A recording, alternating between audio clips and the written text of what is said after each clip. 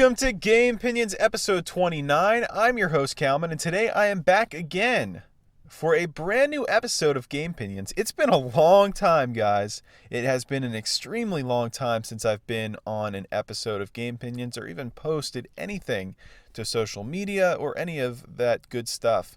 So I wanted to come on here and talk about Death Stranding today, and before I get into that, I just wanted to kind of have a little bit of housekeeping here. So today's going to be a little bit different than how Gamepinions has kind of grown and shaped and formed. We're going to be rocking it old school today. And you guys can probably tell by the sound quality that it is a little bit different than what you're used to. It probably sounds a lot worse. I am kind of like an obsessive sound guy when it comes to making the podcast sound really good and really, professional. This one's probably not going to be like that just because I do not have my recording equipment with me. And that's partially part of the reason why I haven't been recording or, posting any podcast episodes or any of that stuff.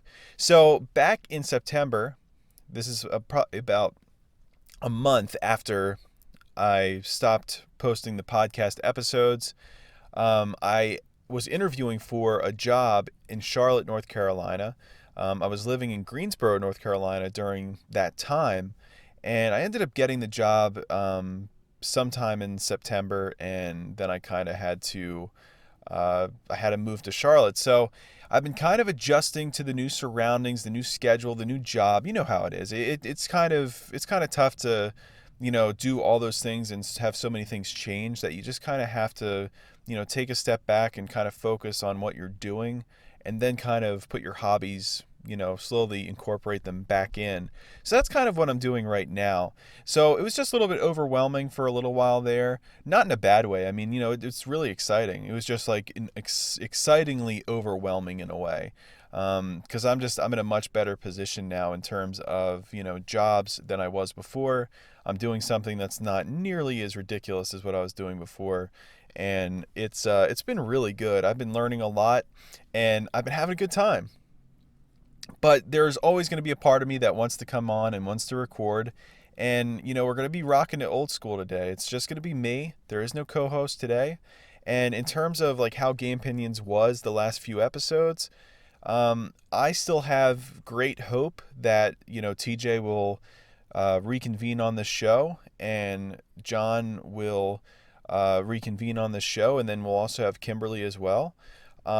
That's honestly still, at least for me, the goal. I want to have them on here. That's definitely what I want for this podcast. I think that it's a better show with them on. I think that I've definitely gotten better, solo. Hopefully this isn't like crazy rambling, but I think I've definitely gotten better in terms of like solo, but there's something special about having people on. It's also a little bit more enjoyable for me. So that's the goal long term, is to get them back on. I'm hoping maybe episode 30, at least have one of them on and figure out a way to do that. So, hopefully we can work something out. But if not, at some point in time, I imagine things will go back to being similar to how they were before, and hopefully better. I'm really confident about that. I feel like whenever you have like time away from doing something, you kind of get a new perspective on it. So I think Gamepinions will take on, a even stronger shape than I think that it was already starting to develop into. So it's been a very, very interesting last couple months, and it feels great to be able to just sit here and talk into a microphone again, even though this is not my Electro Voice RE20 studio mic. This is my Zoom H1 portable recorder. It's gonna sound a lot different, but you know what? It's gonna suffice, and it's kind of itching a a recording scratch that I've been having for a long time now. So I just kind of wanted to get that out of the way. Gamepinions will return in full capacity at some point in time. Until then, you might just have to deal with me talking into this portable recorder on my lunch breaks, because that's just, where I'm squeezing it in at. So I wanted to kind of talk about Death Stranding. Not really kind of talk. I wanted to really talk about Death Stranding today. And I am short on time, so I don't really have a ton of time to talk about it. So what I'll probably end up doing is this will be like part one of the recording, and then tomorrow will be part two. I'll combine them, and this should probably release on, I'm hoping, Wednesday night. That's probably, it's probably a lofty goal. I'll be honest, ever since I moved here, I haven't even turned on my computer yet, which is where I do all of my editing and I put everything together and post it where it needs to go. I haven't even done that. I'm sure WordPress needs to be updated. I've just been so, focused on, my job and learning the processes there and getting familiar with that I've kind of neglected this side of, of what I do. So Gamepinions, like I said, it's a secondary thing in my life right now, but hey, there's always that distant dream that it'll turn into something one day, and I'll be able to, pour in as much dedicated time as I possibly can, and that's always going to be a dream of mine. Like no doubt in my mind, that's something that I will always want and always wish for and always strive for. So, I hope that this turns into something where, I have like people that are willing to record with me all the time, and it's something that I just personally enjoy, and I really love having conversations with people and recording them and archiving them out there, and it's a lot of fun. So I don't want to go too much of a tangent, but I wanted to talk about Death Stranding. So it's a very interesting topic because I wasn't planning on getting Death Stranding, at least not to start, and for some reason or another, I ended up getting it. Me and Kim have been kind of like playing it, so she's been watching, I've been playing, and it's just kind of one of those things where it's like it's so weird and so talked about that it's like you kind of have to just go and try it for yourself, and curiosity just completely got the best of me in this situation. So I recently just got Call of Duty Black Ops, Call of Duty Modern Warfare. First Call of Duty since Black Ops 3 or 2 or one of those things since Black Ops 2. And I was playing that a little while and I'm like, I don't want to get Death Stranding because I just bought Call of Duty. It's like that's a lot of money to be spending, and then the curiosity just it got to me and I couldn't not get it. So I ended up getting it, and really from the start, I think it's been a very interesting experience. Like this is going to definitely be a type of episode where I ramble a lot. I don't have anyone to help guide me. I don't have anyone to kind of point me in the right direction.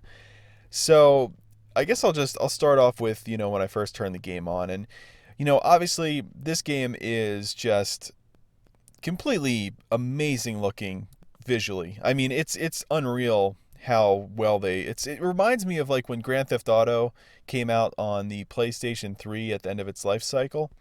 And it's like, wow, how did they manage to do this on this system? It feels very similar to that. It's like it's towards the end of the PlayStation 4's life cycle, and it's like, wow, they really, I mean, just in terms of like, the texture quality, the character models, even the draw distance, there's just so much going on, and it's such a pretty game, and it's really impressive, and it's smooth, it runs smooth. I haven't really had any slowdowns. There was one situation where there was a slowdown because there was just so many rocks in the path, but it's extremely impressive. To me, it's arguably one of the best looking PlayStation 4 games out there.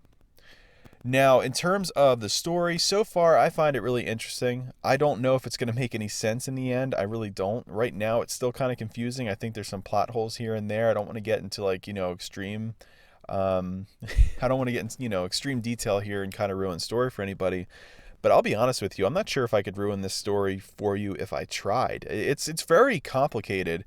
Like there's certain things that are going on that to me just make me more curious and want to play, but the more I play, I kind of feel like the more questions I have, and it seems like they're trying to kind of explain certain things, but even in the game they're saying that these are just theories. So there's not really anyone in the game that knows 100% what they're talking about when they're telling you things. So I feel like a lot of the things that are occurring in the game are not necessarily known, and people might be acting on ignorance at some points. So things that you do might not actually be the right way to do it, but it's really the only way they know how to do it. So there's like certain things like, and this might be a spoiler, but if you haven't played the game, I guess don't listen to this part, or, skip ahead, or, whatever. I'll try to annotate if I'm on YouTube, where to go. But I'll start off with here. So this could be spoilers, so this is where it's going to start. So in the game, you have to take bodies to the incinerator. So in this case, you took the president's body, which was Sam's mom, to the incinerator, which I thought it was weird because they were acting like Sam didn't remember his mom. So they're like, "That's your mom." And he didn't really say anything. It was weird. Like, it kind of gave me the vibes like, is there something wrong with Sam? Does he have some kind of issue? Did he forget? It's really bizarre, but he remembers his sister. That's kind of, part of the story that is a little bit confusing so far to me. It's like, what's going on with him? So you have to take, the president's body to the incinerator, because if not, it'll cause this thing called a void out. And a void out is basically when, how I interpret it was when the body from the other side, I guess from death, the soul of that body connects with the body on the other side, and then it causes an explosion or causes a crater to occur, and that's like an explosion which causes it. It's very, like, explaining this is probably, you sound like a crazy person when you explain this stuff, but it's kind of hard to explain. So anyway, their solution is to take the president to the incinerator. So you have to take the body there, you place it in the incinerator, it cremates it, and it shoots out this like black, it's kind of like dust in a way, but it seems like it's mixed with something. It kind of seems like there's, liquid portions in it almost, but it's like kind of like dust and smoke, and it basically attracts the BTs, which I don't know what that initial stands for, but it basically attracts them anyway.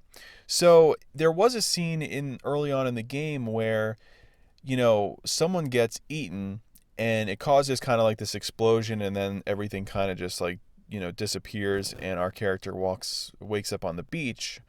And it's very confusing to me because, I thought the void out was when they ate him, and when he was at the incinerator, they said, don't let one of those BTs eat you, because after he put the body in the incinerator, it shoots off it shoots up the chimney into the exhaust area, and it's dispelled outside of the chimney into the atmosphere. It's just so weird. It sounds ridiculous saying it, but they said, they called him on the radio. I think Hartman called him on the radio and said, don't let one of those BTs eat you, because it'll trigger a void out. So we'll have another crater. And I guess in that situation, the incinerator would then be destroyed. So it just seems a little bit counterintuitive. And if they don't have someone with DOOMS, which is a disease that, or it's like an allergy, I guess, that you'll tear up, but you can also sense the BTs when they're around. So it has like, positive side effects and negative side effects.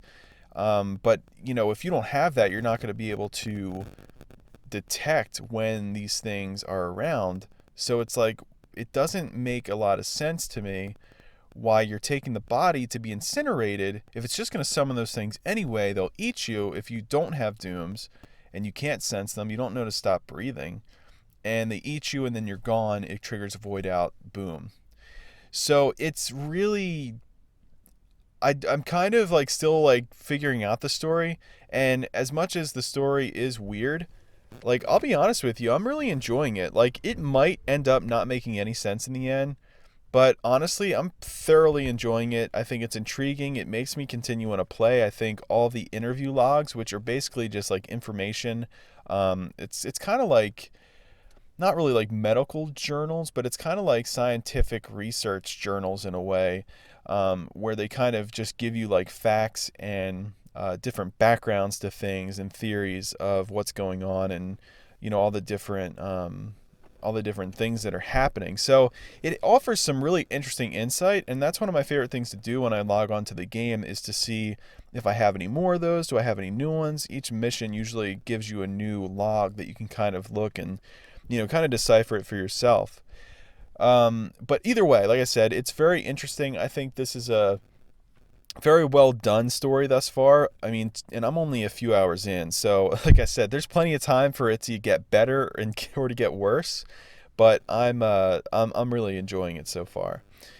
So the next category, I guess, would be gameplay, and the gameplay is definitely not for everyone, and that's something that I hear a lot of people say, and I kind of went through and I was looking at some of the reviews and all that, and basically the big joke that people are making is that you're basically like a FedEx man in post-apocalyptic America, and you have to deliver packages, and that's pretty much what the game is.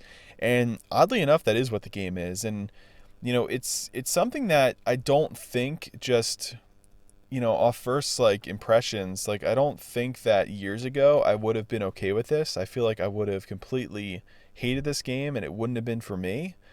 But I feel like for me, I tend to enjoy the exploration aspects of games a lot more than I used to. Like I like to go in there and be able to kind of do my own thing and explore and try out things, and that's kind of what this game is about. It's kind of feels like Breath of the Wild, much different game, but if Breath of the Wild didn't have a lot of combat in it, and you were just kind of delivering stuff, I guess. But it's oddly satisfying. Like the thing that I appreciate most about Death Stranding is that it's very unique, and it could be to the game's detriment ultimately. I haven't played it long enough to really figure that out. I'm enjoying it a lot so far, but I know people haven't been. I know a lot of people haven't been, but I also know a lot of people have. But to me, I feel like because this game is just so unique, I give it credit. And even if this ends up being the reason why the game isn't good, or the reason why the game ultimately doesn't do it for me in the end, I'm glad they still went in this direction and tried to do something different rather than trying to just give us the same stuff that we get all the time. I feel like there's a lot of lack of variety in the gaming industry with a lot of these big time developers, and really these types of ideas like Death Stranding, you really only see them in the smaller published games, like the independently published or smaller studios. So this is really interesting coming from such a high budget studio, and especially with someone like Kojima, who is just renowned in the gaming industry, and we're getting this type of weird, crazy, even playing it for a few hours, you don't really have a full grasp of what the game offers. I think there's something special about that, even if it ultimately makes the game not great. So I think it's too early for me to tell. Like, this is something that I'm going to play this game every night, and I intend to have, at least a couple of conversations about Death Stranding. And I'll just have them as bonus episodes throughout the week on my lunch break, because, the more and more I look into this game, the more I think that, I just want to play it, and I feel like there's things that I'm missing, but I also feel like there's things that I'm picking up that maybe someone else might be missing. So I just want to have these conversations because I think they're a lot of fun. I think this is a type of game where, it's all about connections, but it's also kind of, your interpretation, and you can kind of share that with others. It kind of makes that connection go beyond just the game. Now, another thing I love about this game is the music. The music is amazing. I actually downloaded Low Roar, which is the band that plays, Don't Be So Serious in the game. I think they play Bones in the game. I went ahead and downloaded their album on my cell phone, and I've been listening to that on the way to work. Oh my God, it is wonderfully placed in the game. And we had that whole episode dedicated to music. Add this to one of my favorite soundtracks because this is pretty phenomenal. There's some weird ones on there, but it fits the game world so freaking good, and they completely nailed that selection. So, it enhances the gameplay. It makes you feel really immersed. When it comes to the gameplay again, I mean, listening to that song and walking with like a dead body on your back is it's really powerful. It kind of gives you just like these feelings. So, I'll get more in depth with the different characters and stuff in the next episode that I do, because this is going to just be a Death Stranding series. So I'll talk more about that. But I will say that Death Stranding, for me, especially looking at these scores, it has an 83 on Metacritic right now and a 6.7 user score. The 6.7 user score is off 8,607 ratings, which I'm sure there's some ridiculous reviews in there, so it's really kind of hard to take that score seriously.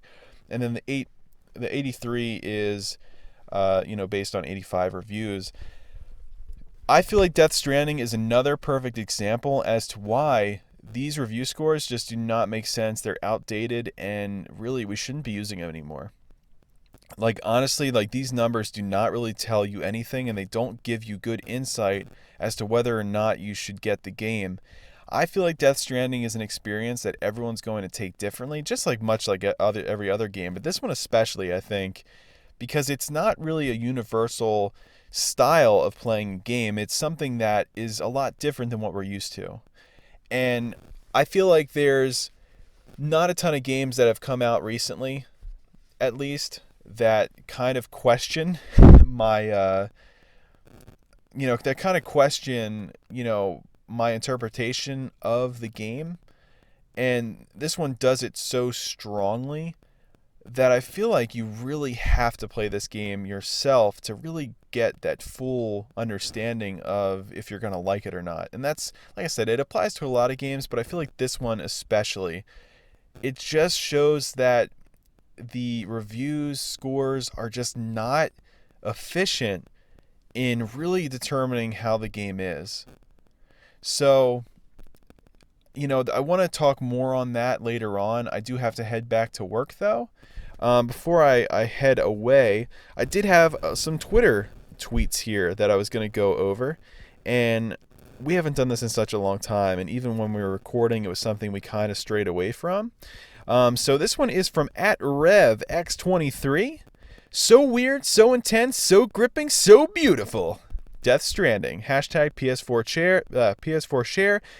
It's an amazing looking game. Like the water, the grass, the sky, the little rainbow effect that happens when the BTs come down. Oh man, it is killer. They did such a great job on it. This is at Angry's Pat. More thoughts on Death Stranding. It feels like Kojima tricked Sony and all of us into getting sick hyped for a cyberpunk reimagining of Postman starring Kevin Costner. I'm not saying it's bad. It just feels a little weird. It just feels like a little weird indie game with 1,000 times the usual budget. It kind of does feel like that, but I feel like we need that. I feel like we need more of that. People doing more things that aren't done. And I think at BFOD,